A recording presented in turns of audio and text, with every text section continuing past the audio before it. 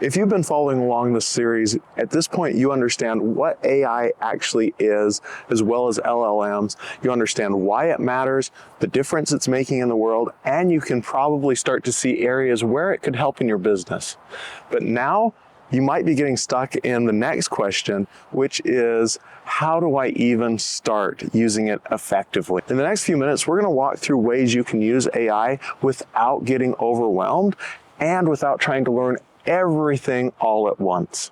Many people will open up an AI tool and they'll think, okay, now what? Then they try a couple of things, they don't get great results, and then they stop using it and go back to doing business as usual. And it's not because AI doesn't work, it's because they didn't have a clear way to get started. Welcome to Small Business Big Visibility. This is part of a mini series all about AI. If you're looking to ride AI towards the wave of success, this mini series is just for you. So here is a critical shift you can make to start using AI more effectively. Don't start with AI. I know, wait, what? You're probably thinking, Jason, you're gone crazy. But hear me out here. Don't start with AI. Instead, start with the problem you're trying to solve. AI is not the starting point. I've worked with coders for years. Started programming computers myself when I was 12 years old.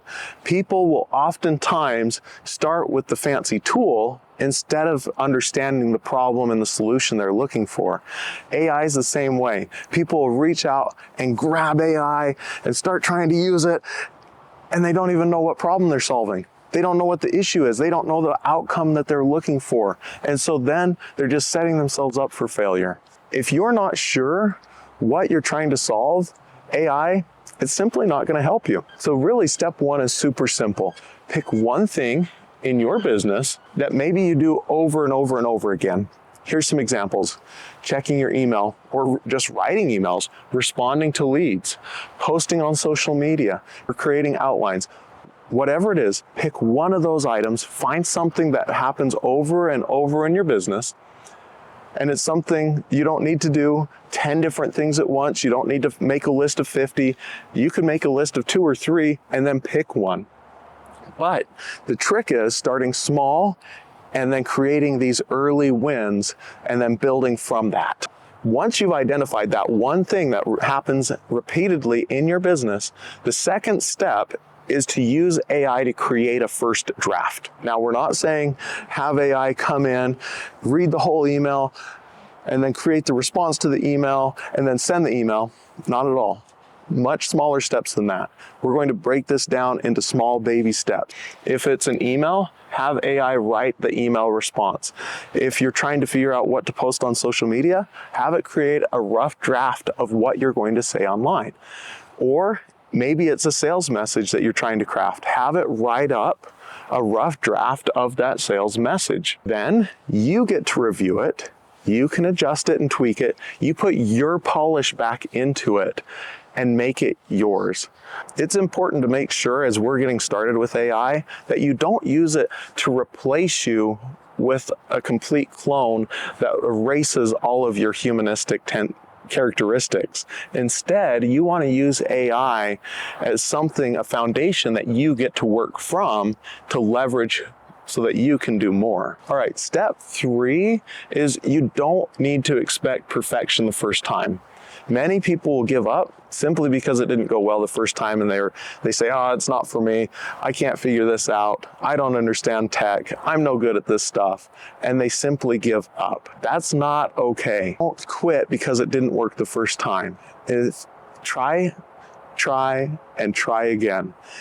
One of the tricks is, as people are first getting started, they don't know the right way to write a prompt for AI. And that can trip them up. Writing prompts so that AI understands the context, they understand the objective, they understand the variables of all the pieces. That's a skill that people need to learn. And as you learn it, and as you work with AI more, it's going to become more familiar with who you are, and it will be able to give you back better answers. But really, this is how it works. You're going to refine it, you're going to adjust it, and then you'll be able to give better directions the next time. The better you give AI directions, the better the output is going to be. If you're watching the quote-unquote experts online, they're talking about how they're automating all these things and making AI run without them and doing all this stuff without them and it looks like they just started using AI today and by tomorrow they don't even have to work anymore. That's a bunch of hype. Don't try to automate everything at once. Instead, start off slowly. Don't try to replace yourself fully. Just try to find a few little pieces that you can offload.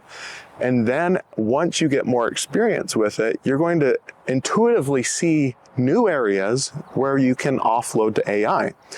And it's okay if it starts off really slow, because people start off slow and move faster and faster and faster. When you first are getting on the on-ramp to get on the freeway, you're not going 75, 80 miles an hour. You're starting out at basically zero, and that on-ramp is a period for you to speed up, get up to speed, and then merge in with everybody else. And that's the same thing you're doing right now.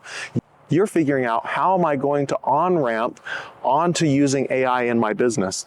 Start off slow, it's going to build up speed, and before you know it, you're going to be using AI for all these areas of your business that you never even thought of just before you got started. Let's bring this full circle again and wrap it up real quick. In conclusion, you don't need to do everything with AI today. You don't need to fully automate all. You need to pick a small, simple step, let AI create the rough draft, put the polish back in, and just start small. Then, like we were talking about, it will build and it will snowball and get bigger and faster and bigger and faster. But the way you do this is simply one task at a time, one improvement at a time, small baby steps, and before you know it, these small wins are going to compound into massive leverage. Now, once you get started, the next step is building a simple system around using the AI so that you're not just quote unquote using AI, you're actually getting consistent results from it. In the next video, we're going to talk about simple AI setups you can use so that you can build systems around the AI to ensure that it's acting in your best interest.